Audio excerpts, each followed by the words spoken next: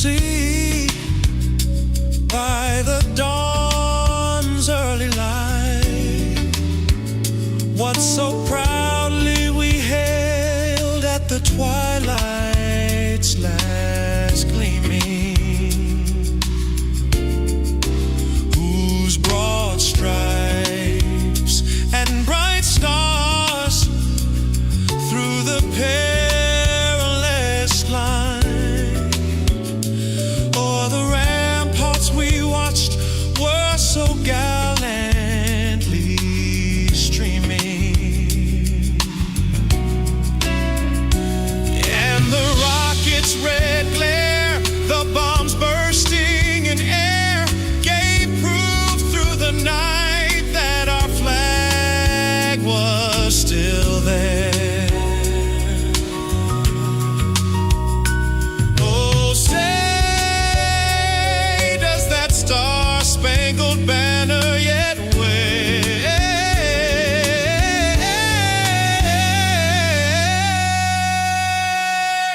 o'er the land of the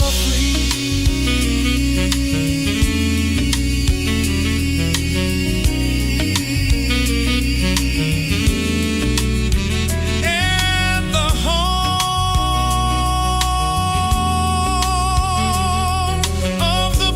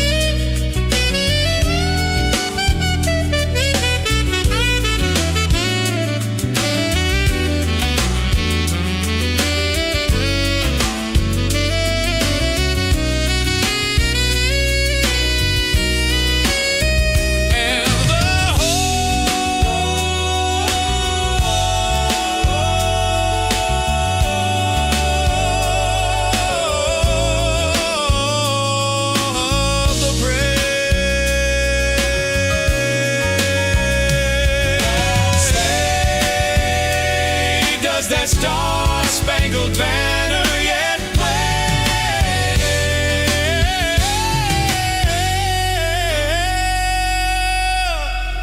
o'er the land of the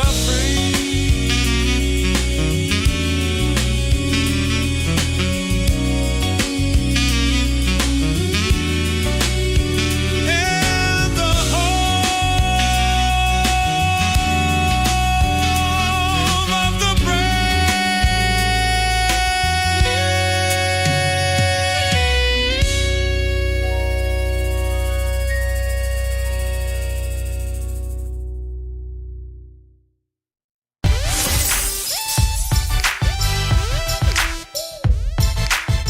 Grace and peace, you guys. Welcome back to Unshakable with April Chapman as we discuss all things social, cultural, political, and theological from a biblical perspective. I am your host, April Chapman, and happy Saturday.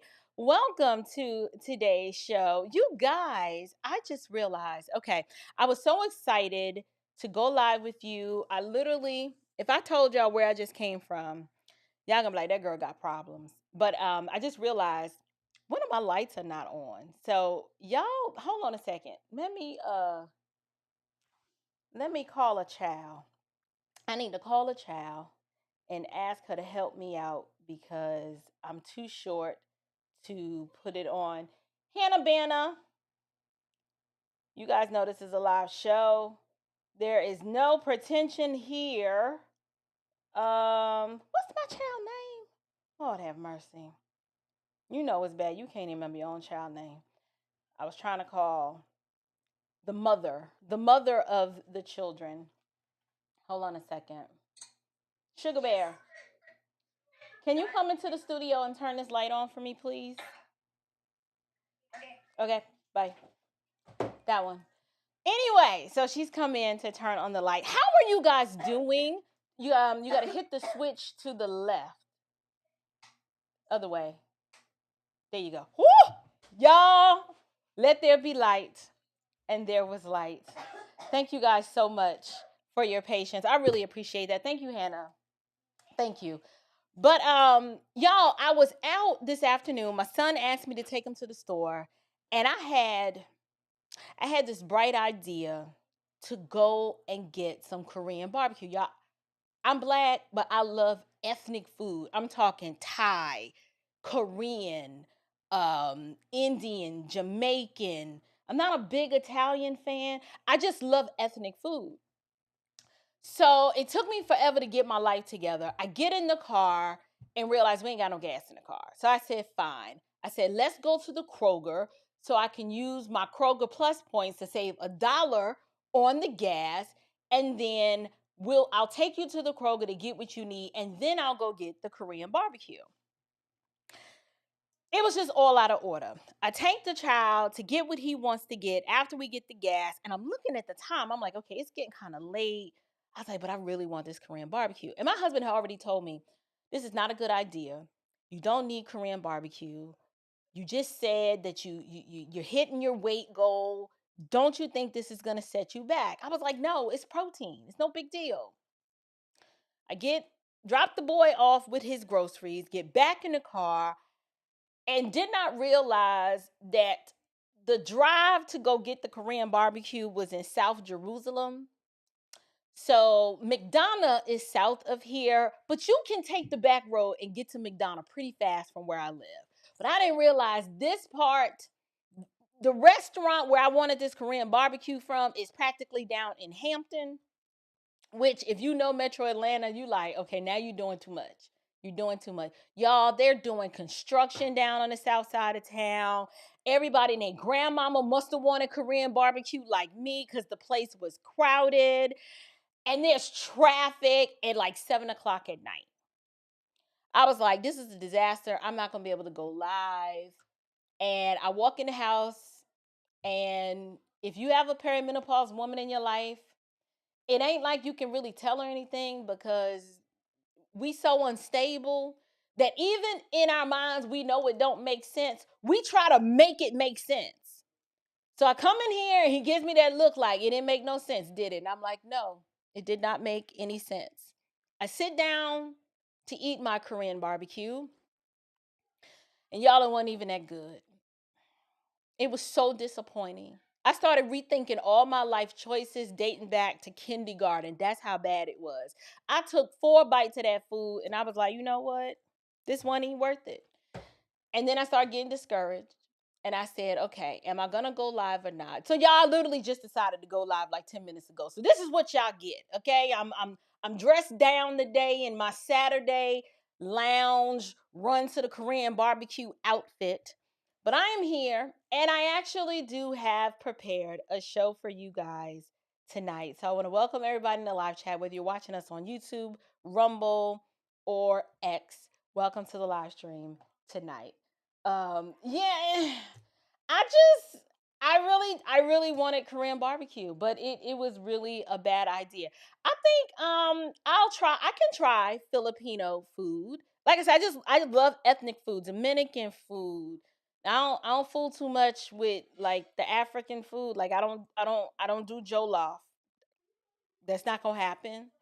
I used to live around a lot of Africans in the Bronx, and I get PTSD when I smell a lot of the African dishes.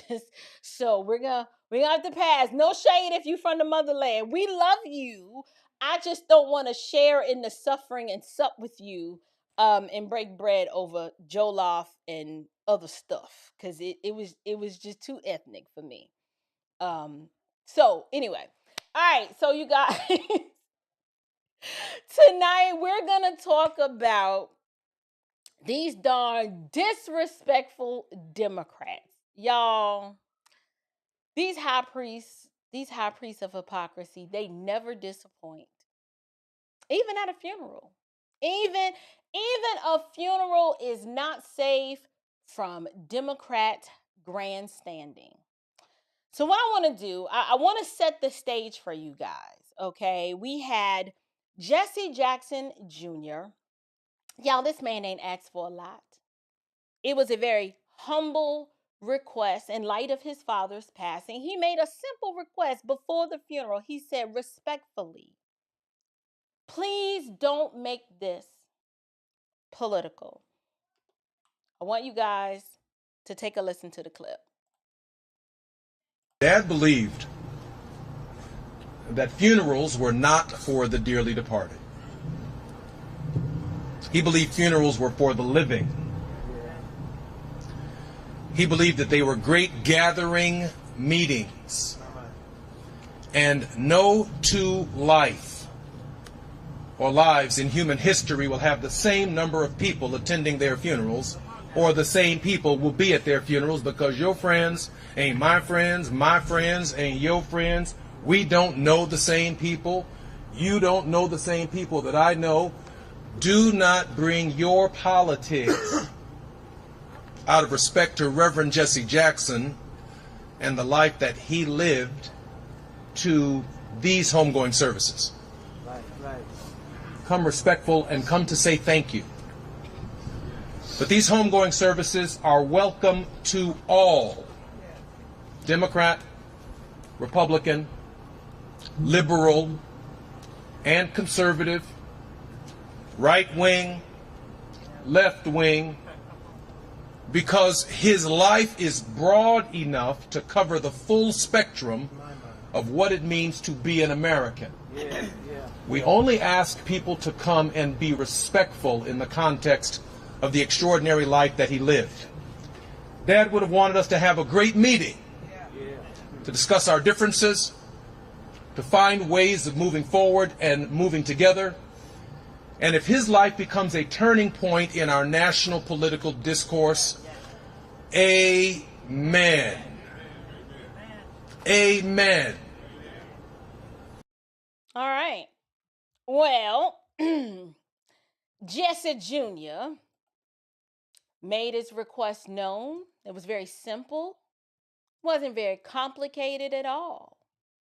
He said, out of respect for him and his life, he didn't ask for anything controversial. He said, just honor the man's life. Y'all, it was a simple request. But apparently, Democrats, asking them not to politicize something, that's like asking a shark, don't swim in the water where the blood is, right? Like, don't go over there. Because I don't know if you guys know by now what happened, but there were some dignitaries at the funeral. You had Barack Obama, the sock puppet Joe Biden. He did show up. I don't think Joe knew where he was, but he was there. The Curry Queen herself, Kamala Harris, and even pulpit pimp of the social justice warrior brigade of the South, Jamal Bryant. He showed up as well. All of them took the stage, and they did the exact thing they were asked not to do. They turned Jesse Jackson's funeral a homegoing service. In the Black context, we call a funeral. I said funeral. If you're from the South, Black folks, we have our own vernacular. They turned the homegoing service. We don't really do memorials. They turned it into a political, race-baiting, victimhood Olympics marathon.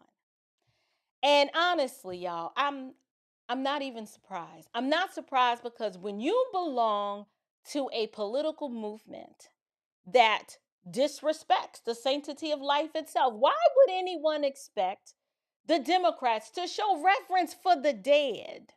Right? Like, you can't trust these people with your country, and apparently now you can't even trust them with your funeral. So we're going to get into this tonight. As you know, I have a lot to say about this. But before we get into it, many of you probably have noticed that as of late, I've not created any content about Jesse Jackson passing away. Like, he's been gone. It's been like 2 weeks, and they just laid him to rest. But I didn't cover it. I didn't do any content, and that was intentional, right? Because even when we disagree with someone politically, even when we disagree with them theologically, right? I like personally, I'm not judging those who choose another route. I just wanted to show a little bit of human decorum. Okay, a man died. Okay, I didn't like him or care for him very much, but he died. He had children, he had a family.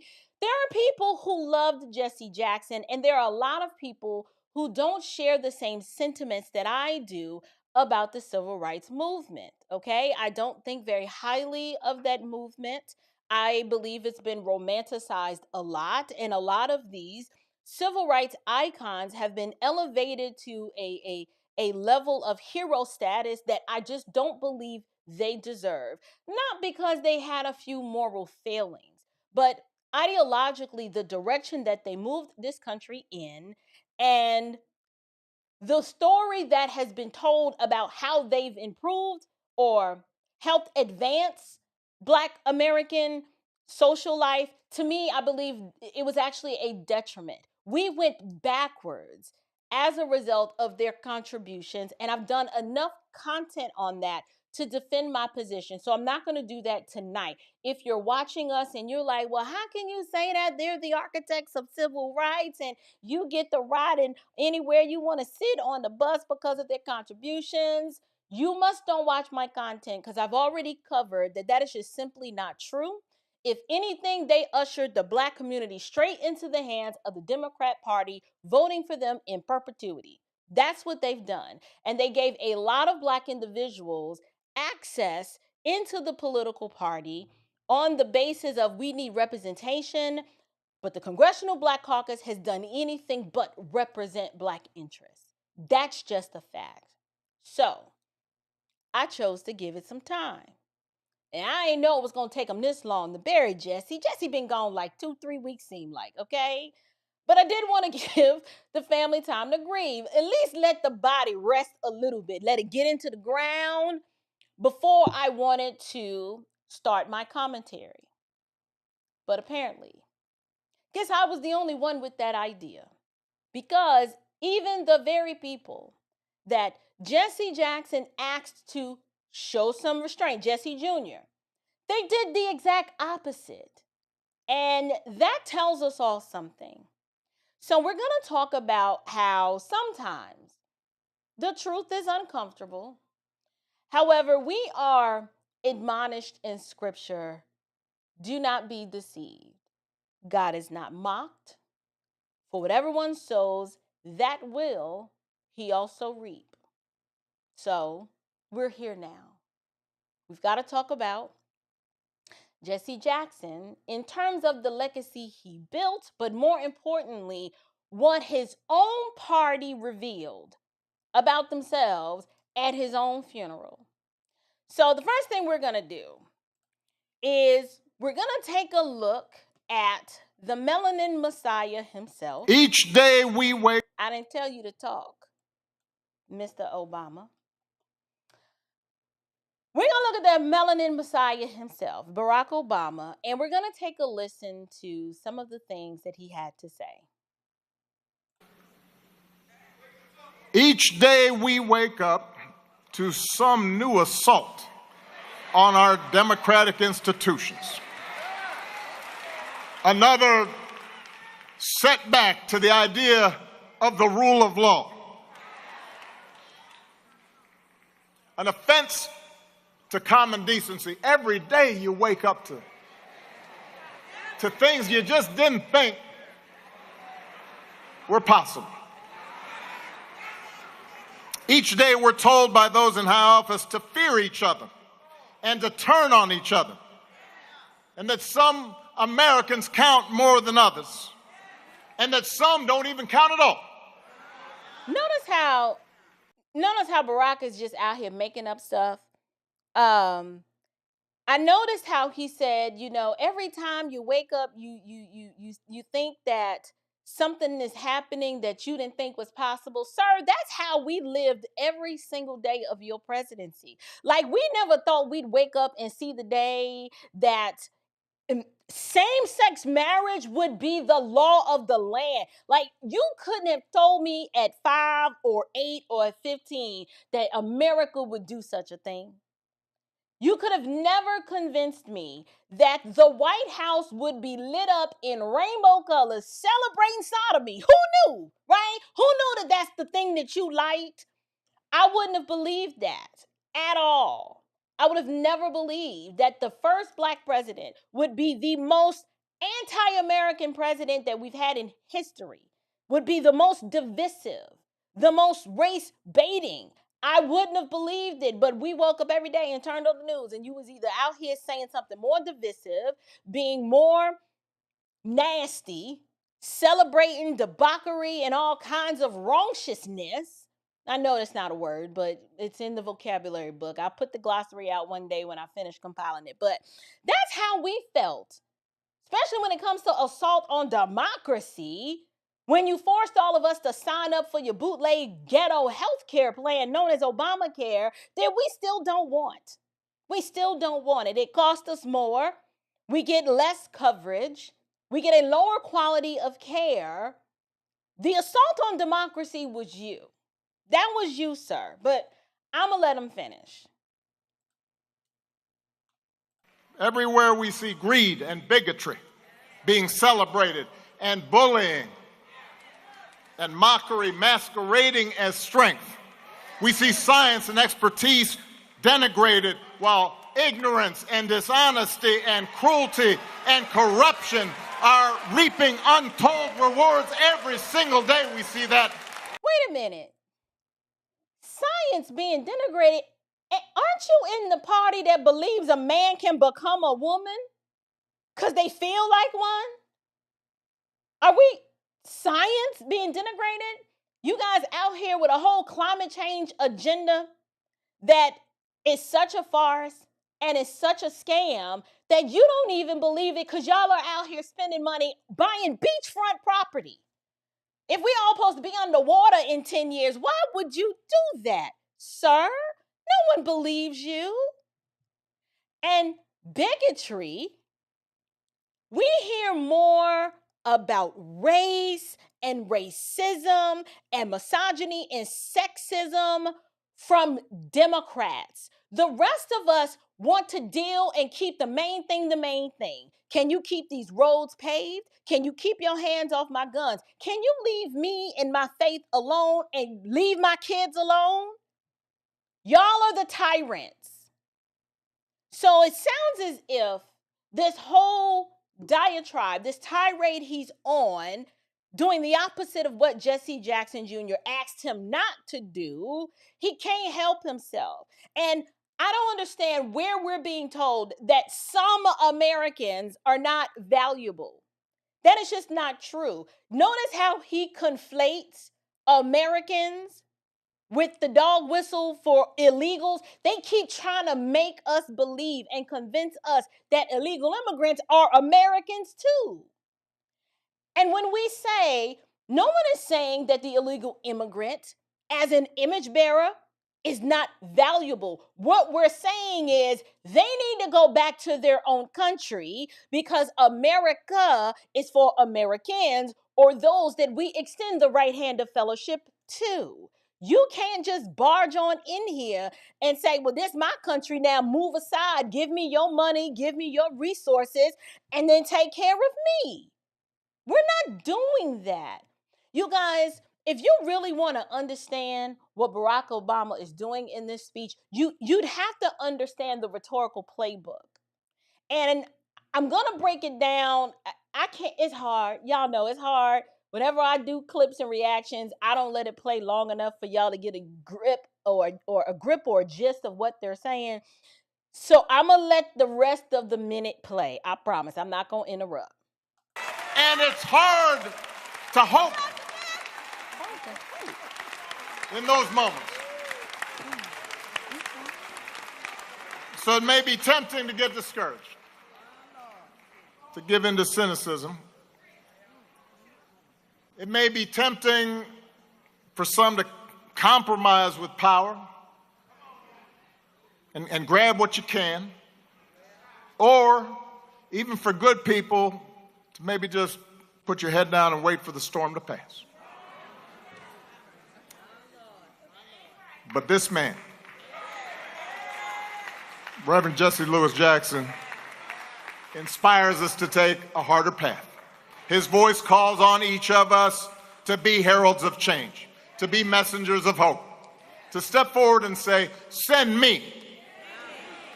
Wherever we have a chance to make an impact, whether it's in our school, or our workplaces, or our neighborhoods, or our cities. Not for fame, not for glory, or because success is guaranteed, but because it gives our life purpose.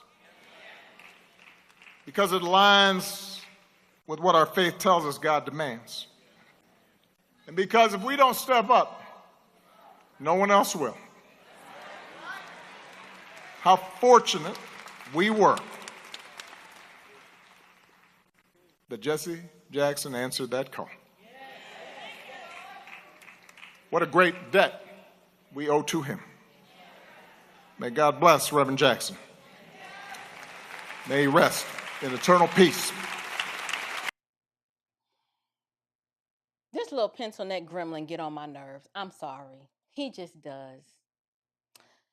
As I said, we're gonna go ahead and examine there is a whole rhetorical playbook that Barack Obama pulls from, and when you become familiar with it, the whole thing becomes obvious. He followed a very predictable formula.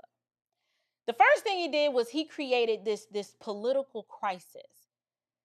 Jesse Jackson Jr. asked him not to be political, so what he does instead of beginning with the life of Jesse Jackson, instead of talking about the man or his family and his personal legacy, Obama opens up with this dramatic description of the country supposedly collapsing all around us. He talked about assaults on democracy, setbacks to the rule of law, and talking about how offenses are just too common and common decency is just gone away with. In other words, this eulogy, if you will, is his own little State of the Union speech. And when I listen to it, I'm like, assaults on democracy. I'm like, you mean the way you ripped from the Democrats the whole choice to decide on whether or not they wanted Kamala to be their nominee, or the way you just told them that she was going to be their nominee? I mean, I don't know. That's just one example. Then he sets the stage, creating this artificial political crisis. Not like the one that they created at the border, letting in the millions of illegal immigrants. Not like that kind of crisis, because that indeed is a political crisis. But after he does that, then he identifies the enemy. Notice something, though. He never used Donald Trump's name. They never actually name who they're talking about. Sometimes they do, but in this instance, they didn't. He just said, like, those in high office, right? Telling us to fear each other. I'm like, Negro, please. First of all, we all know who he's talking about, and he's talking about Trump. These people there's no rest for the wicked. First of all, that's not even happening. It's not even happening in terms of this doom and gloom narrative he's trying to paint. But this is the same tired narrative that Democrats, they've been pushing for nearly a decade now. Everything is supposedly falling apart. Forget the fact that it actually fell apart when they were in power. But simply because Donald Trump exists, everything's falling apart. Meanwhile, Trump is actually he's the one out here winning. He is winning on America's behalf. The economy, first of all, the fact that Donald Trump, we might want to label him, I'm not going to take his glory in what he's doing geopolitically from him. But he does experience some criticism on strengthening the economy. But you guys have to understand just how bad it was, and the measures that he had to go through just to course correct to get us back on track. That's why the tariffs was so important. We've been taking advantage for so long that in order to strengthen the economy and to get the interest rates down, he's like, we got to go back to the basics. We had to implement Doge. We had to figure out where is all the money actually going. And Democrats didn't like that because that exposed their whole grift. They've been sifting and siphoning money from the American people for so long. That's one reason why they hated him. But in addition to strengthening the economy, first order of business was securing that daggone border, which he did. And then, to be honest, the things that Donald Trump is doing is really not that heroic. He's simply restoring common sense to leadership. He's just like, look, girls are girls, boys are boys, leave them darn kids alone. We can't do that. Let's have free and fair elections. You can't have illegals voting, right? Let's balance the budget, just simple things. But in Obama's world, Donald Trump exhibiting strength by making sure he handles Iran once and for all so we don't have to worry about it again, that is him calling Donald Trump a bully. So strength, he's so weak and jellyback and such a soy boy that strength in his world is bullying and truth is bigotry. Saying that illegals don't belong here illegally in his world is bigotry. And when we try to hold people accountable for their high treason acts, he calls that, oh, you're sowing division. So then, step 3 in this rhetorical device that he's using and how he framed this speech, he does the little sleight of hand.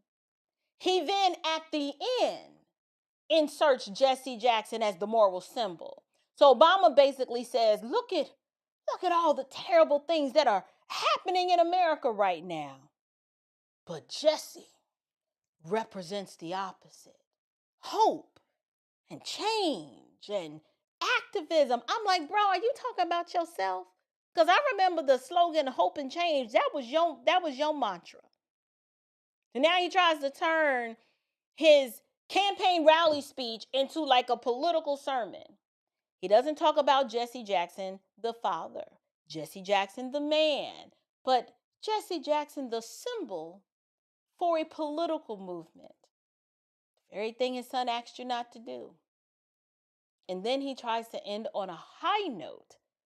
He has to issue the call to action, right? Obama, he's telling the people now, you've got to step forward and you've got to become heralds of change. Translation, get politically active and get your behind out here in these midterms. Y'all gonna vote for us now, you hear? Now we know we ain't doing nothing for y'all, and the hood is still the hood, and grandmama and them, she still, her health care coverage is bad, and everybody in your family is on welfare and ain't got no job because we keep giving y'all free stuff, so we've taken your desire to want to work away from you, but vote for us anyway, because all we got is more free stuff. I remember the Obama phone, Obama's internet, Obama's abortions, Obama's sex transition change operations. I mean, what else is there?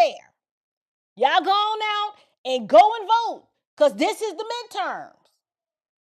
And right there, in the middle of a homegoing service, the funeral turns into a political rally, which is precisely and exactly the thing that Jesse Jackson asked him not to do. And yet, he did it anyway. Because when you belong to a political movement that sees everything, every moment is an opportunity for power, he mentioned it. He did mention that. But when you view the world that way, you don't have a sense of what it means to pause for reverence. You don't pause for reflection. Remember, these people don't know how to self-reflect. They still think Kamala lost because she was fake black and a woman. So stopping to pause and self-reflect and to do an analysis of what happened, they cannot do that. And they certainly don't pause for someone else's grief. Everything to these people is a platform. Everything becomes a microphone, right? It's all about the movement. They're Marxists. They're anti-God, anti-Christian. So even a funeral, they'll exploit it. And it tells you everything that you need to know about the culture of the Democrat Party. They are a bunch of self-serving, freak, nasty vultures. I can't stand these people. Y'all better pray for my sanctification, because when I tell you the righteous indignation that wells up in me when I think about what they've done to my people, y'all want to call me anti-black? Call me anti-black all you want to, but I'm the one calling out these deacons of darkness, the high priests of hypocrisy, these melanated-minded Marxist Negroes. They're the ones that got us into this mess. Yes, there's an aspect of this where we have to accept responsibility for the part that we played in it. We absolutely do. There are no victims here. But at their hand is where the vast majority of the destruction happened. There are no rich white Republicans in our communities decimating our communities. That's not happening. It's these jokers right here, these darn Democrats, who will sell you out for 30 pieces of silver and sleep well at night. They couldn't even respect Jesse Jackson Jr.'s his request. They don't even respect their own. Now that I'm getting hot. I don't know where my fan is. I'm hot. Sorry, y'all. Democrats can't even respect their own, and this is the part. It honestly made me laugh because Jesse Jackson Jr., y'all, this man genuinely thought that these people would respect his wishes. And I said, sir, bless your heart. Bless your little thumping gizzard. That's what my great-grandmama used to say. And I'm like, Jesse, baby Jesse, have you met Democrats? I know you served in Congress with them, but like, do you really know these people? Because you acting brand new, like you was raised in this. You should know who these people are. Like, these are the same people who celebrate abortion on demand, like they shout their abortion.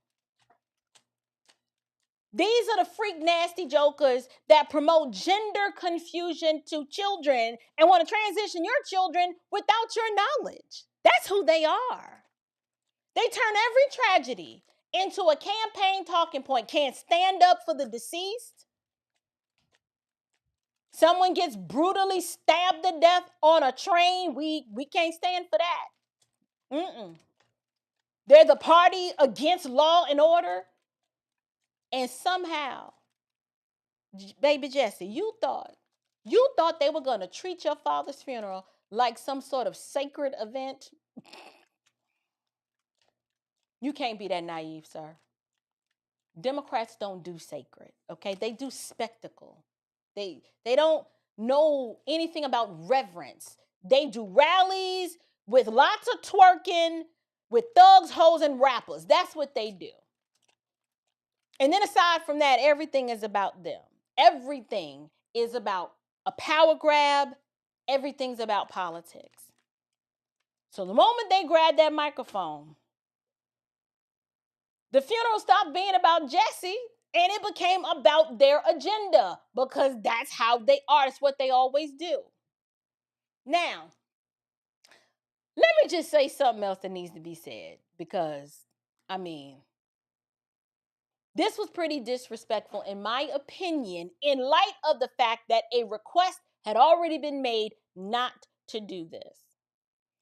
So it was kind of outrageous and pretty bold, and it was like, I don't give a darn, I'm going to do what I want to do and say what I want to say, right?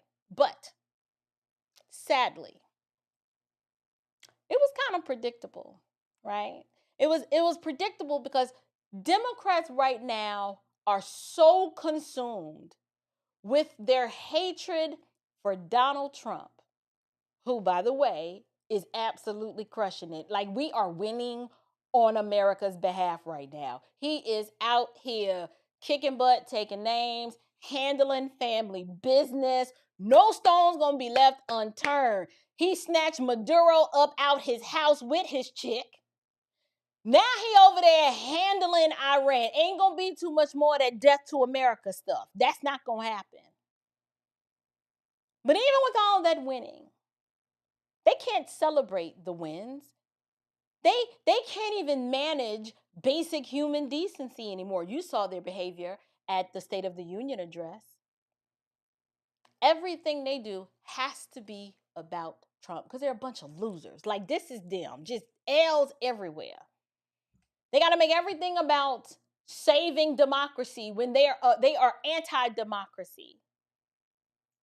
But the irony of all of this, these are people who don't even understand what democracy is. Now, mind you, we live in a constitutional republic, but let's just go with it since they love talking about democracy. They throw the word around, and to them it really is a slogan. But they behave like the party of chaos, tyranny, and contempt. They have no morals. They show no restraint. They absolutely show no reverence. Just a bunch of spiritually dead political opportunists who couldn't hold their peace for a funeral service. A funeral, y'all. They can't even be loyal to their own. And I hate to say this, but y'all, there's another layer of irony here. And it's, if we're going to be honest, right, that kind of opportunistic behavior that, and Barack ain't the only one. That's just the first clip. We just starting to cook, okay? We're simmering on low right now. But that behavior is the same type of behavior and the same type of politics that Jesse Jackson himself practiced. It was always about him. I'm sorry. We have to go there.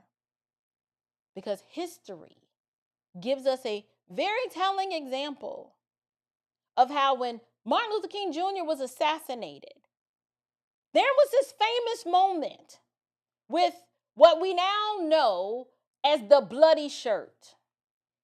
And according to not one, but multiple witnesses, including Hosea Williams, Ralph David Abernathy, Andrew Young, Jesse Jackson was nowhere even near King's body when that shot was fired. Yet somehow, Jesse ends up walking around with a blood-stained shirt, telling reporters that King died in his arms.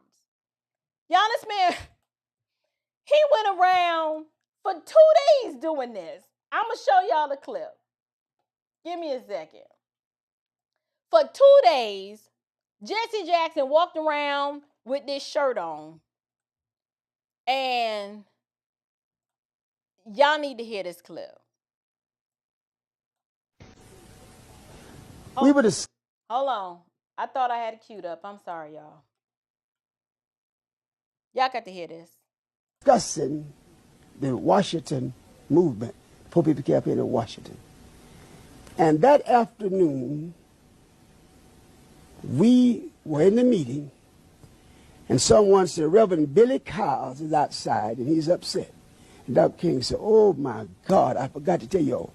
I promised his wife, who's supposed to be a great soul food cooker, we'd have our feet on her table at 5:30. Now it's 5:45, and we sit in the meeting. Dr. King said, everybody rush, rush, rush. And get ready in a hurry. Let's go. So I ran down and got to my room. My key wouldn't open my door for some strange reason. The limousine that had been loaned to us, I opened my door. I could touch the limousine. And finally I heard the driver tell Dr. King, Dr. King, I advise you get your top coat, because even though I have the car on, it's still chilly. And the last words he said in this world, okay, Jonesy, I'll get my top coat. And I heard this thing say, bow! And I honestly thought someone had thrown a firecracker into the air. And I looked around to rebuke whoever was that stupid. And I heard something, bloop-a-loop, fell up above my head. And I looked up, and his leg was sticking through the rail. Dr. King only wore one type of sock and one type of shoe. And I knew that was him. I said, oh, my God, they got it. And then I had to run about 50 feet down and back up, and I got to him. And Ralph was holding his head, and Andy was there. And a guy from Africa who had been traveling with us as a newsman from Africa. We found out later on he was working for the CIA. No, the FBI, working for the FBI. And he had taken a lot of pictures of Dr. King. And I grabbed him in the throat. I just started choking him, because the bullet hit Dr. King right here. And it went round and cut his medulla oblongata. And I didn't want people to remember Dr. King with half his face shut off. So Andy ran and got a towel. And somehow or another, they took one more picture after I made him empty that camera. And it shows Dr. King down with a towel on his face. But I'm going to tell you, I was an expert gunner in World War II. When I ran up on that balcony and I looked from whence that bullet had to come, the distance of that bullet, and just could feel the wind blowing that day, I said, whomever shot that rifle was one of the best in the world. He shot one bullet. And I believe that Dr. King hadn't moved to go back and get his top coat, the bullet would have hit him between the eyes. The bullet hit him right here. But what happened, and then Ralph said, we'll go in and take him on to the hospital. Jose, you get all the staff together. 3 of us saw it, Dr. King, after he was shot. 3 SLC executive staff members. Andy, Abernathy, and Jose Williams. Those were the 3 that saw that body. Now listen to that. So I got in the yard, and I was about to lose my cool, because I was thinking if I could take some molecules out there and make me some guns and kill me some white folks. And one man said, now be cool. You're doing the same thing you're promising me you'll never do. And I started crying, and then I heard Jesse Jackson say, he told me, Jesse, take our people on to the mountaintop.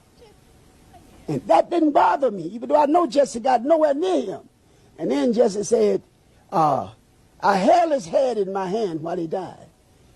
And that didn't get to me. And then Jesse said, look at my shirt. And I looked around, sure enough, and Jesse Jackson's shirt was drenched in blood.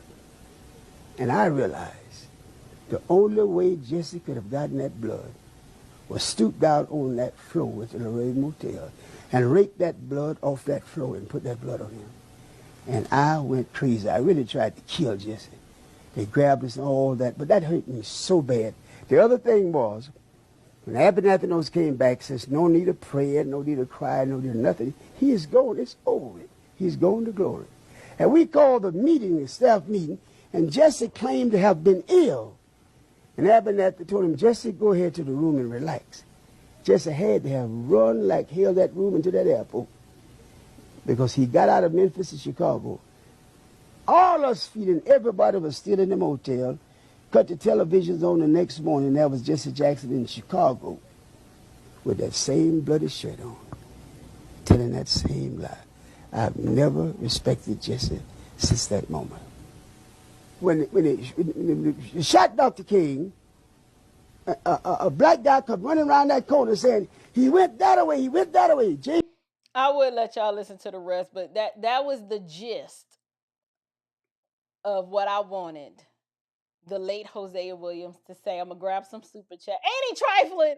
I ain't finished. I got to cook on that, but he has no reason to lie. But thank you to the beautiful Miss Crimson 5878. She says, greetings to you and the family. Keep speaking the truth and keep shaming the devil and his antics, my sis. May your endeavors continue to be blessed. Thank you so much for that super chat. I'm so thankful for all of the support you guys give me when you come in and choose to give a super chat. It really does add so much value and allow me to do more of what I'm doing here. So thank you so much for that. We also have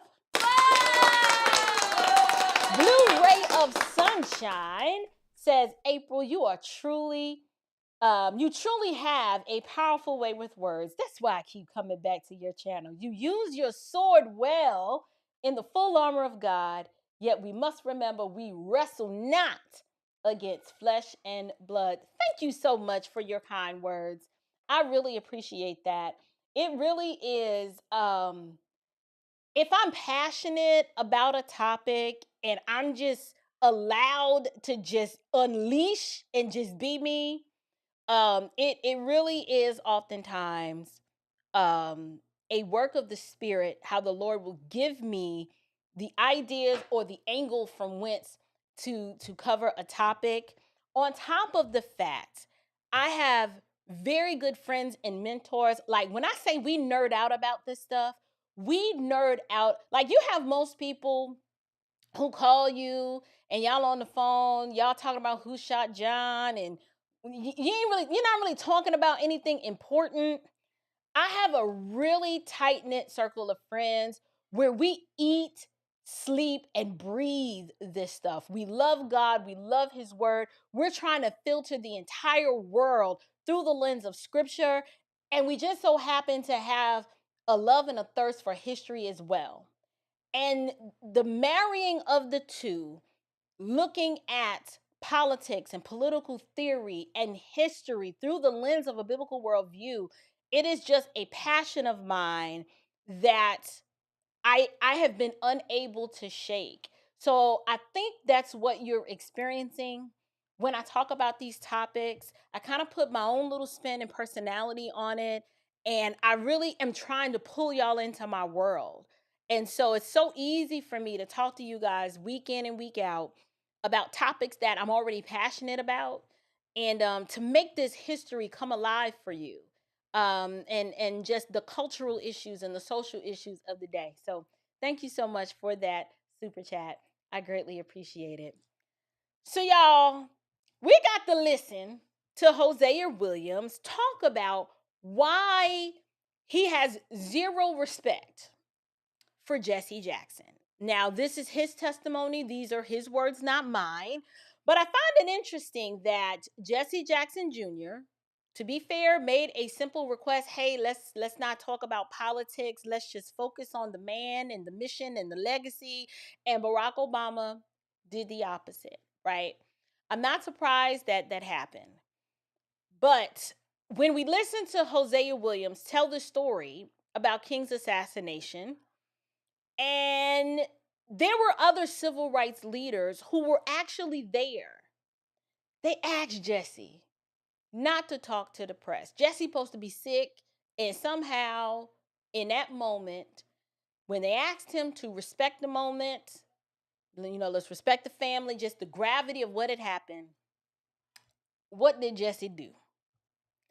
Jesse somehow took the next car smoking, ends up at the airport, and the next morning he is in Chicago doing a press conference. He talked to the press anyway with the bloody shirt on. The same shirt. Like 2 days later, why you got on a bloody shirt? Like you ain't had no time to change your clothes. You got PTSD like that? Is that the story you were sticking with? I don't know. But I'm telling you, he saw an opportunity. He saw the spotlight and he stepped into it.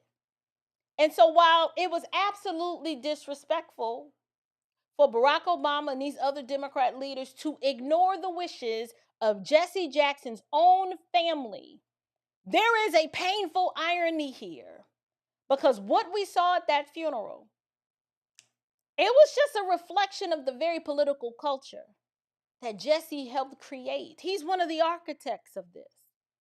This is a culture where everything becomes a spectacle, even the assassination of MLK. Everything became a platform. Everything was about the optics. The whole civil rights movement was about the optics.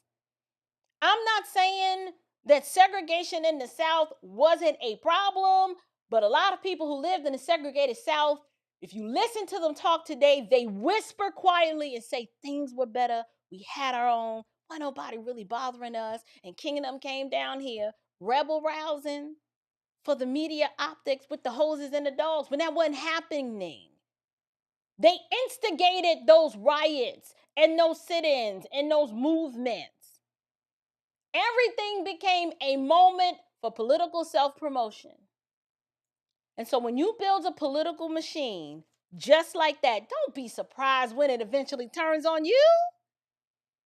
Because this is what the Democrat Party, this has always been their way. Chaotic, self-serving, even to their own. And what we witnessed at that funeral, we're going to see more. I got a clip of Heels Up Harris. And I didn't pull the clip.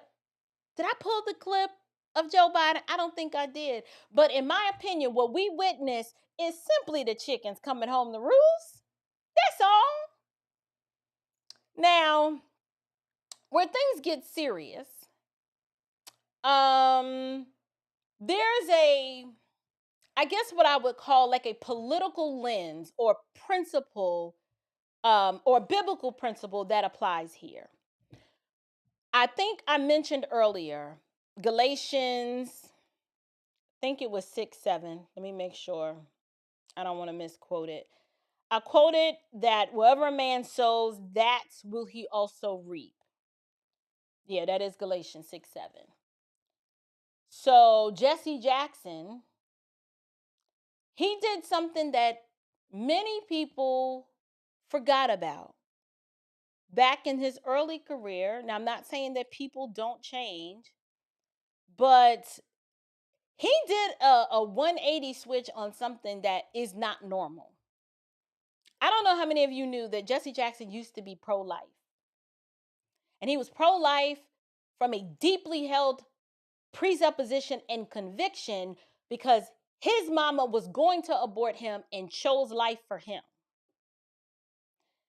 But somehow, because of the optics and the opportunity, he flipped and then became a major advocate for the abortion industry. So that means this is a man that spent decades supporting the destruction of a lot of babies, millions of unborn children, when personally, by conviction, he knew abortion was wrong, was absolutely distinctively pro-life, and think about if he had stood on that square with the amount of respect that people had for him, they would have been like, now that's one dude. Now we had some issues with him in the past, but at least he's not going to compromise, right? So think about that. When you have a culture that you've trained to disregard life in the womb, I mean, why would anyone expect them to show reverence for death? They want to do euthanasia and kill people too. So to them, life becomes disposable. And so does everything else. Respect is disposable. We already have seen that loyalty is disposable. Truth becomes disposable. So, speaking of loyalty, I got this other clip that I want y'all to see. We gonna get into this today. Deceptive in that his social style is bring forth a friend who has, he is deceptive in that his social style is of such. One can miss his seriousness and his commitment, but his success is beyond argument. When we opened this Wall Street project and we talked about it, he gave us space at 40 Wall Street, which was to make a statement about our having a presence there. Beyond that, in terms of reaching out and being inclusive, he's done that too. And created for many people a comfort zone when I ran for the presidency in 84 and 88. And many others thought it was either laughable or something to avoid. He came to our business meeting here in New York because he has this sense of the curious and a will to risk to make things better. And so aside from all of his style and his pizzazz, he's a serious person who is an effective builder of building with a builder of people. Last year he was a part of our workshop, of our panel workshop on what are the challenges and opportunities. And so this, a year later, Donald Trump, for a few minutes, challenges and opportunities to embrace the underserved communities. Donald Trump.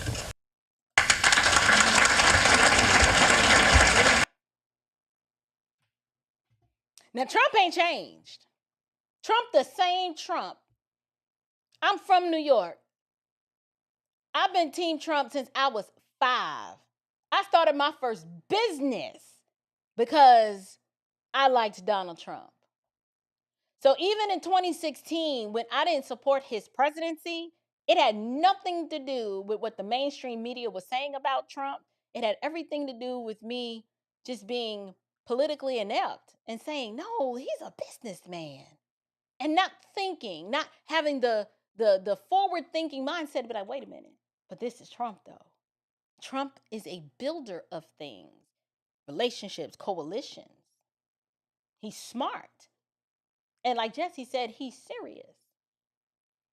And so I showed y'all this clip because it's amazing to me how the request from Jesse Jr. demonstrates Democrats' inability. They are not loyal.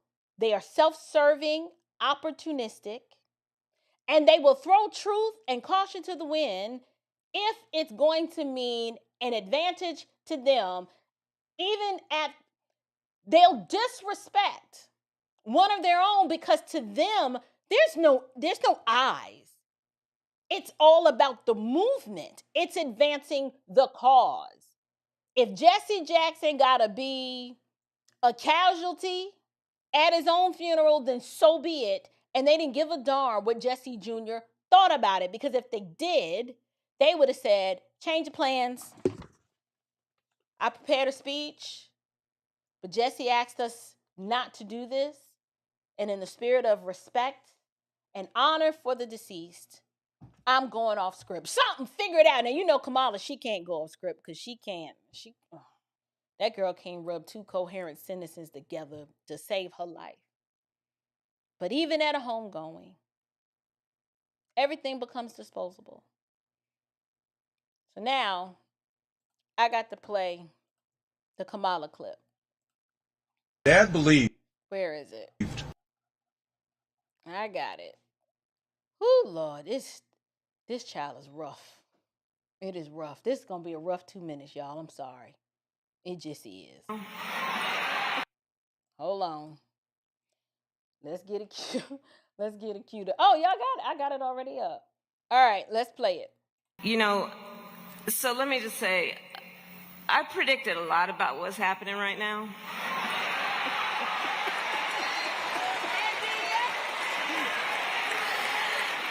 I'm not into saying I told you so, but we did see it coming. What you see? What did you see coming? You couldn't.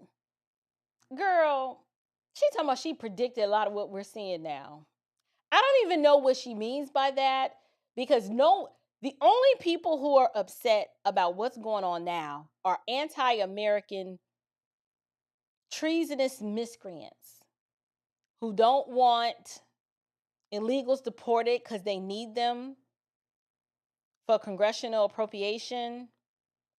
The only people who are upset are Democrats who need the chaos and the high crime and the inflation. They want to decimate the economy so people are begging for government dependence so they can usher in their socialistic communist regime. So they're laughing, saying, yeah, we predicted he was going to fix it. I'm assuming that's what she means. I don't know. But y'all, we got to suffer through this clip. We just have to. It is his will. But what I did not predict is that we would not have Jesse Jackson with us right now to help us get through this. And girl, Jesse was in his early millions and not coherent. He wasn't even talking at the end of his death. She is so fake. What I did not predict was Jesse not being here to help us through it. Jesse ain't helped nobody through nothing in at least 5 to 8 years. Y'all, did y'all see that last press conference where it was up in Chicago and Jamal Bryant was standing up there holding Jesse Jackson's hand and he in a wheelchair? Jesse don't even know what's going on.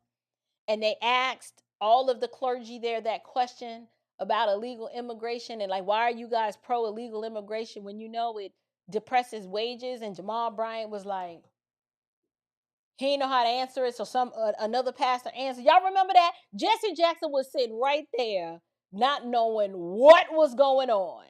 So for her to make this statement I predicted this was happening, but I just didn't predict that Jesse would be here to help us through it. I know Jesse Jr. sitting here like, this heifer knows she lying. Because that's what I would. There is no way. I would have been like, cut the cameras. Everybody cut the cameras. You get out, and you darn near get out. Everybody get out. I would have kicked everybody out. I'd be like, y'all try to put me in jail too? Throw me up under the bus? I would have kicked everybody out. Because they so fake. She can't even be believable when she's trying. It's so unserious and so unreal. So from a young age, we know that Reverend Jackson saw that the doors had been closed to the millions of people across our nation and throughout the world who were otherwise so deserving. And they were doors, of course, to opportunity, to equity, to justice, to freedom. And so he dedicated his life, as we all know, to breaking down those barriers. So when we are speaking of these doors, I will share with you that as a child, I was raised that when you see a closed door, you must knock and wait to be invited in. What life has taught me is that if that invitation is not offered, and if that door remains shut, even after repeated attempts to knock on said door, sometimes you have no choice but just to kick that door open. Didn't I tell y'all Democrats were nothing but a bunch of stalkers? I told y'all this. Y'all thought I was joking, right? Now we just heard her in her own words. We have talked ad nauseum on this channel about how it is unsettling and unattractive to want to be somewhere where you are not wanted. Flow with me for a second. She talked about being raised, about when you see a door closed, and obviously this is a euphemism, it's an analogy, but it's golden. If y'all let me flesh it out. If a door is closed, the polite and respectful thing to do is to knock and then wait to what? Be invited in. But if you're trying to get somewhere where you're not wanted, that is rude and disrespectful. The mind of the communists and the Marxists is we don't wait to be invited. We're going to bum guard our way and protest our way and demand that you love us. I told you these Democrats were nothing but a bunch of stalkers. They like that chick that you done told her, listen, we went out on a few dates, but no thanks. And she like, but why? But why? And she keep calling, she keep texting, she keep DMing, she show up to the house just. And you like, didn't I tell this chick to go away? Just they don't read the room and get the signal. That's Democrats. They don't care what you want. They only care about what they want.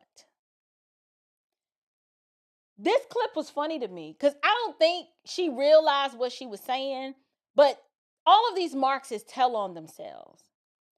They all espouse a culture of exploitation. This is what Democrats do. I don't want to hear you no more, Kamala. I don't want to hear you no more. I can't. I tried. I got through 1 minute and 40 seconds. Whatever she gonna say after that, y'all can go watch that on your own time. But this is what Democrats do. They exploit everything. Tragedy, ethnicity, religion, and now at a funeral, even death.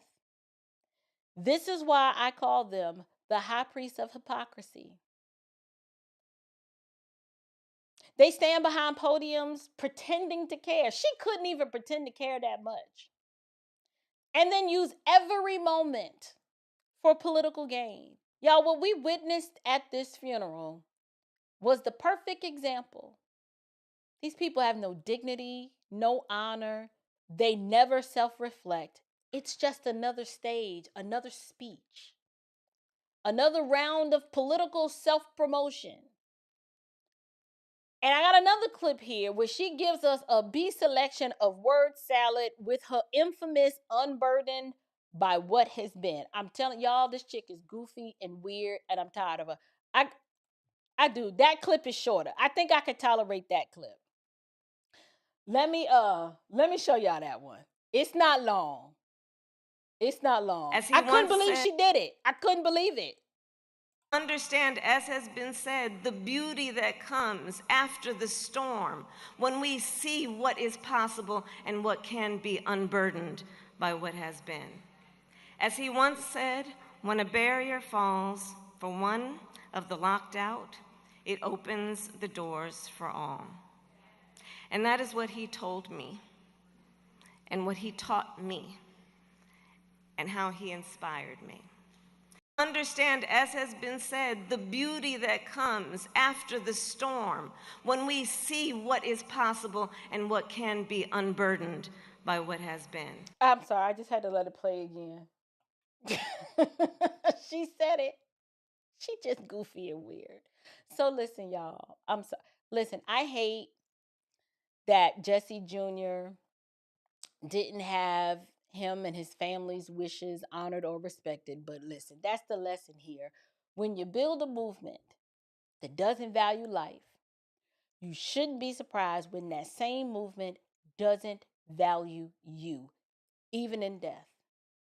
I told y'all, we are born, whatever one sows, that will he also reap. So the real question is this: was this funeral about honoring Jesse Jackson, or was it about all these people here reminding everyone else that in the Democrat Party, everything is political? Even the grave, and even when one of your own say, "Can you not make it political?" Because my father, his life was way more broad than some sort of polarizing political grandstanding. But this is what they do. I hope this opens Jesse's eyes, Junior, that is, and helps him to realize that these people are really evil and that they will disrespect you, waltz their behinds up in front of, while your daddy is laid out casket sharp. They don't care. It is all about them. That's how they treat their constituents. That's how they treat their fellow, political allies. I mean, you really think do you really think these people have a capacity to serve the American people? I mean, maybe it's me. Do you think it was disrespectful for them to politicize the funeral? I think so. Now, had Jesse Jackson not said anything prior to, then I'd be like, okay, y'all went a little over the top. But a request was made, and of course, like most Democrats do, they're just gonna claim ignorance and say they didn't know. That's what they're gonna say. Oh, we didn't do nothing. We didn't know that that's what he had asked. That's what they're gonna say. Hey, Sister Ruth. Hey, Sister April. Keep sharing the truth. Blessings. Sending love. Thank you so much. Thank you. And then Carol Ann. Or Carolyn. Sorry. Thank you so much for your super chat as well. I greatly appreciate it. Yeah, y'all. I wanted to talk about this in light of Jesse's passing. I will probably do some content breaking down fundamentally the missed opportunities that I believe, like, out of all of the civil rights icons, Jesse Jackson was one of the most that got incredibly close to the White House, and how Donald Trump believed in him, supported that campaign. Y'all, Jesse Jackson ran for president twice.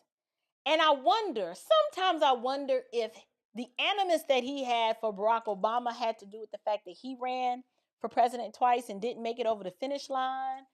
But here comes, this Hawaiian raised, half-breed Kenyan sodomite comes and waltzes in his hometown of Chicago and kind of takes on a persona, a fake persona, that is. Like, Barack had to learn, no shade, how to be black. And when I say how to be black, what I'm talking about, there's some cultural distinctives that Barack Obama knew he needed to learn in order to gain the credibility in the black community for public office. He knew he had to have a black wife.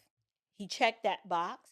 He knew, in terms of athleticism and sports, like if he could play ball and come with a little swag and style and a cadence in his voice, that would make him more appealing. So he learned that.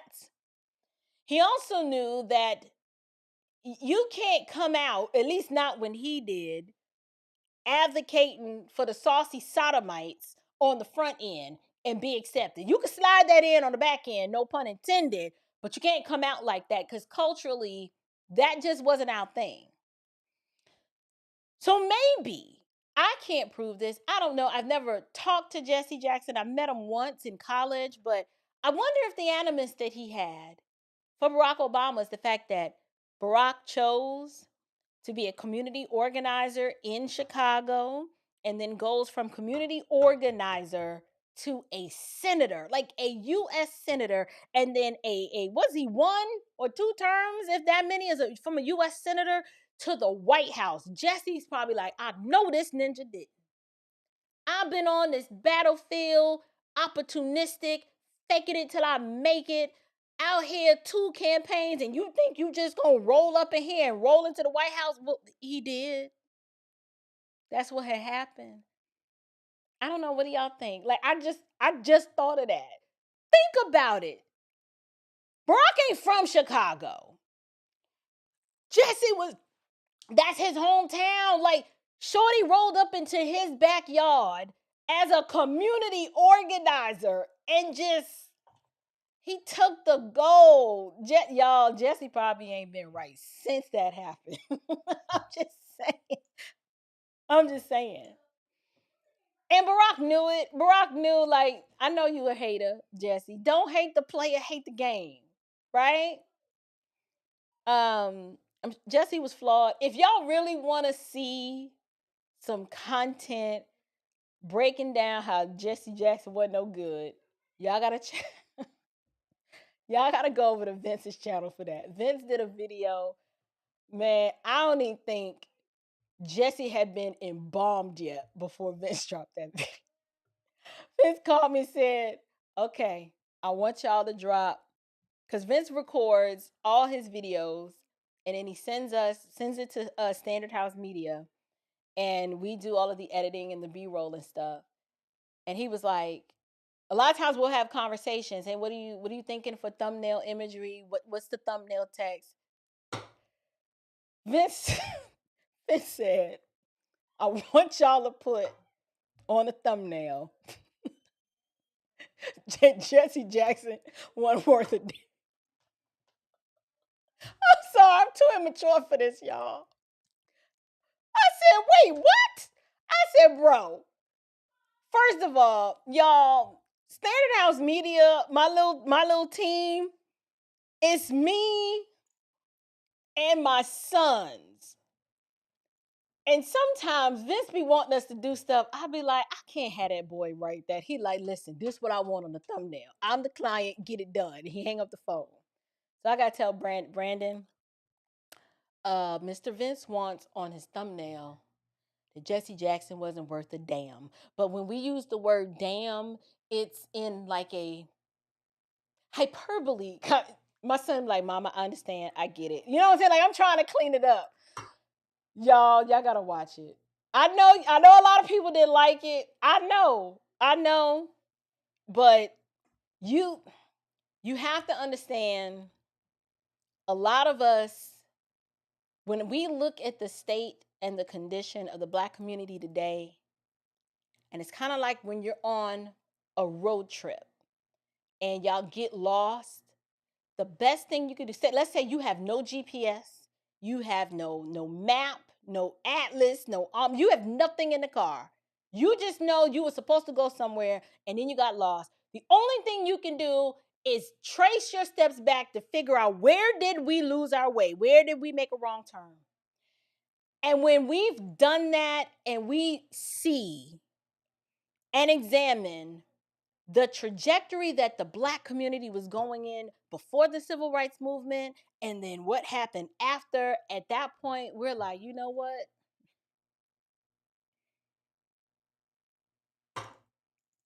They were the problem. And I know a lot of y'all don't like that, because I have a lot of my audience are baby boomers. I have some silent generation people. It's hard to come to grips with the fact that the icons that you once revered and celebrated weren't worth a darn, but it's the truth. So if y'all want to see that video, I'll get the link for you. As a matter of fact, I'm going to drop the link. Y'all got to watch it. He did a whole podcast episode on it. And I was like, you done gone too far. But he told no lies. You may not like the provocative way that he did it, but it doesn't make what he said any less true. Here it is. I just dropped the link. The title of the video is Jesse Jackson and MLK, The Untold Truth They Don't Want You to Hear. And the thumbnail actually says that Jesse Jackson wasn't worth the damn. That yeah, I'm laughing because I know Vince. I do. Working for him is hilarious. He dropped this video 8 days ago. And the video is doing very, very well. I want to encourage you to go watch it if you haven't watched it already. He's absolutely brilliant, and I get it. I mean, I was nervous dropping that video. I was like, it's too soon. He was like, drop it. So when the client says do, you kind of got to do it. So we dropped it, and it was very well done. Very good podcast episode. You got to watch it tonight, Blu-ray or Sunshine. That's crazy. But it is what it is.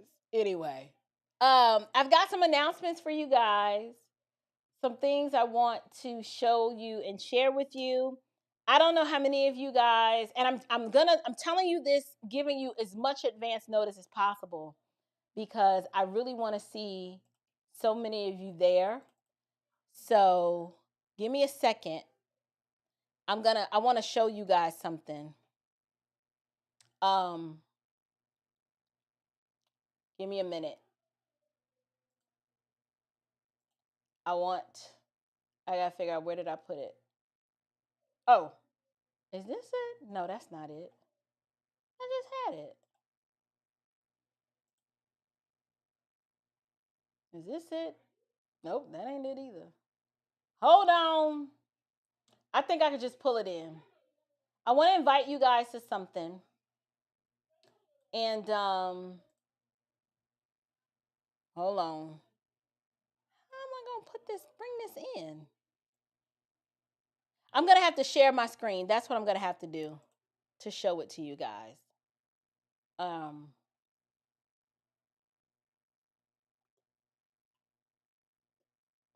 Y'all take a look at this.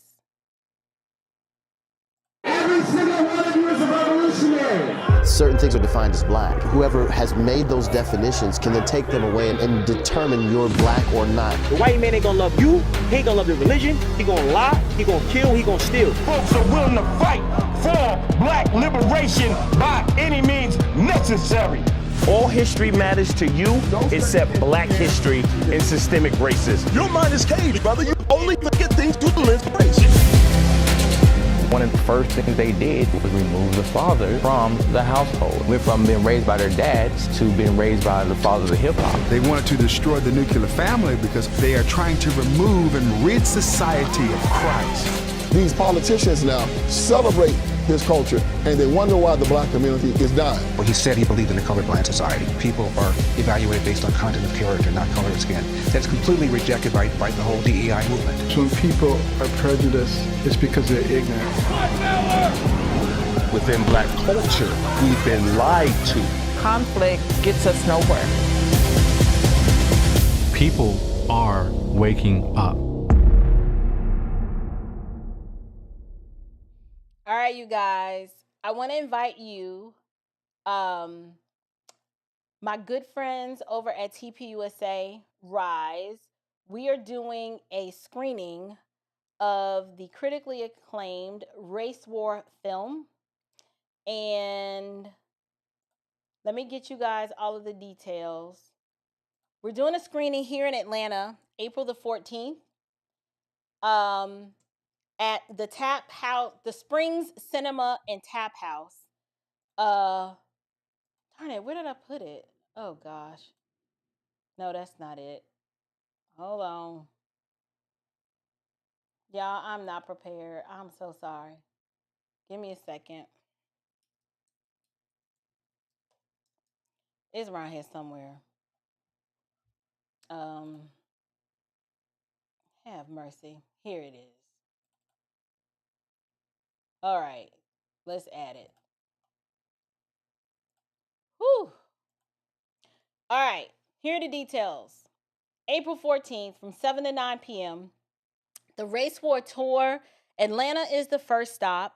They'll also be in Columbus, Ohio, and then I think they may have a DC stop. But if you are here in Atlanta, I need you to join me. You guys need to hurry up and rush and run over to the link is in the description of this video. But if you just go to tpusa.com, I think it's, hold on, let me get it for you. It is, I got it. Go to tpusarise.com. Let me drop the link in the chat for you guys. Y'all need to register. And it's gonna be amazing. So the director of the film, Marcus Wada, will be here. If I'm not mistaken, Pierre Wilson will be here. Stephen Davis will be here. Vince Everett Ellison will be here. I think Virgil is coming. Like, all of my people are coming in town. And I really want you guys to come. I will be there. I'm probably going to do some live interviews. There will also be a Q&A panel. So it's going to be pretty amazing. So I will post more about it the closer that we get, but seating is very limited. Once we sell out, that is it. And it's 7 of us in my family. So, okay, I'm just saying, like, we're going to be in there deep. So if you want to go and you want to be in the house, you need to register now. Do not wait till the day before, because I project that this is going to be sold out like within the next week or so. So if you want to be there and you want to take pictures with the cast, the film Race War is an amazing film. Believe it or not, it really does give you some insight as to all of the division that's happening within our country. And it sheds light on the cultural Marxism that has really gripped the minds of so many people. And we kind of just exposed that in the film. So save the date, register now, be in the building and show up. It's going to be incredible. I will be there. The whole fam bam is going to be there. And I'm looking forward to seeing you guys there as well. If you can't make the Atlanta screening, there is one in Columbus, Ohio. I have not confirmed whether I will be at the one in Columbus or not. I don't know. I am not sure. I think there is also one in what's the other city? I think there's a DC stop. I think there's a DC April 1st. Like, that's coming up soon. That one's in Washington DC. But the one I'm really pushing is April 14th here in Atlanta. Then there's one in Columbus, April 20th. So that's the next week. And then, yeah. So let's do it. It's a good film. Other than that, was there anything else that I wanted to share with you guys? I don't think so. Other than, oh, yes, there is. Yes, there is. As you guys know, or maybe you don't know, my media company, Standard House Media, I am dedicated to telling the stories and making amazing films and documentaries about the American experience, politics, theological topics that interest me. As you guys know, I'm committed to restoring the family, leading with faith, and just impacting the culture in a meaningful way. And I believe one of the best ways to do that is through storytelling and films. And so I've been pleased to work on the MLK Project, Motives Unmasked. I don't know if you guys, that is a docu-series. It started out, it was supposed to start out as a film that's supposed to be like 2 hours long, but it just kept growing and growing and growing. The director, Chad O. Jackson, my little brother in the Lord, and my people wrote and directed that film. I'm executive producer on that project. And I don't know, if you want to understand why the civil rights movement was so problematic, but more importantly, how the communists used it to destabilize America, You need to watch that. And there's several ways that you can do that. You can go to Chad is on Patreon, but if you go to hisstorerev.com, you can buy every episode on DVD, or you can buy individual episodes if you like, I just want to see one in particular. Or you can do a monthly, they have a digital streaming option, or there's a monthly membership option as well via a Patreon subscription. And you'll get all of the episodes. We're in season 2 now, so you would get all of season 1 as well as season 2. And so this is a well put together film. Dr. Eric Wallace is in it. Dr. Carol Swain is in it. Virgil Walker is in it. Vince Everett Ellison is in it. Chuck Littleton is in it. Blanche, what is Blanche's last name? Lord, I forgot Blanche's last name. How did that happen? Girl, don't give me the lying. Blanche, I'm sorry. I'm Auntie O, okay? Just, okay. It'll come to me when it won't matter. But amazing film. I strongly would suggest, I'm trying to expose you guys to, a lot of us have content gaps and we have a learning curve, especially like if you come and you watch and experience my content on day one, there are going to be some things I say, you're going to be like, this girl is crazy. She crazy. Now, on some level, you might be right, but not when it comes to history and my positions on the civil rights movement. I'm not crazy. You just have a learning curve that you need to catch up to. That's it. And so I'm pointing you to these resources so you can figure out, why does she believe what she believes? Where is she getting this from? What primary sources did they use to arrive to these conclusions? Like, what is this? I understand it can be overwhelming for a lot of people. So if you go to hisstorerev.com, Historia Revelata is Chad O. Jackson's company. And he's got resources on there so you can see how well sourced this documentary was.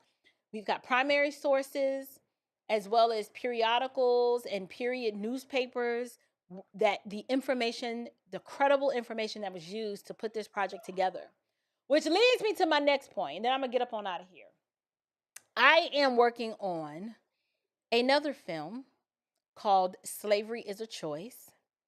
And we've decided, kind of like MLK Motives Unmasked was crowdsourced and crowdfunded, we're going to do the same thing with Slavery is a Choice. And I understand the title is incredibly provocative, and we did that on purpose. It was designed to make you clutch your pearls. It was designed to make you be like, what you say? Like, it was done that way on purpose because we do want to make you think. But I will be giving you guys more information about that in the next coming week or so. But we're going to begin shooting. We shot a lot of footage for Slavery is a Choice in 2024. I know it seems like forever ago. But schedules just got out of control. But me and Vince Everett Ellison are partnering on that project. So Standard House Media and VEE Productions, it's a collaboration with that. As well as Henry Hollywood Morris is also helping produce that film as well. So we are going to do some crowdfunding on that, and I will get you guys the information as soon as that becomes available. But that is the other project that we are working on, and I believe that that one is going to be life-changing. And so if you support the work that I'm doing here, I know you guys are going to want to support that project as well. So I just wanted to put that little bug in your ear. And I also have my book finishing up production on that.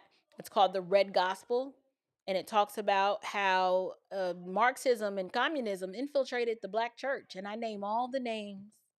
I sure do. And so that one's going to be a really good read. It's going to shock a lot of people, and it will probably put me on America's Most Wanted list, but I don't care. To live is gain. To live is Christ, to die is gain. So I'm good with that too. So Anyway, that's all I had to say tonight, y'all. It's Saturday night. I'm gonna try to finish my uneventful bulgogi beef from the Korean barbecue joint. It was not that good. Oh my gosh, y'all. I was so disappointed. But I'm so grateful for so many of you who tune in every single week. Hey, Marsha.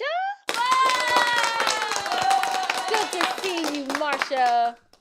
Thank you so much for your super chat. I really appreciate it.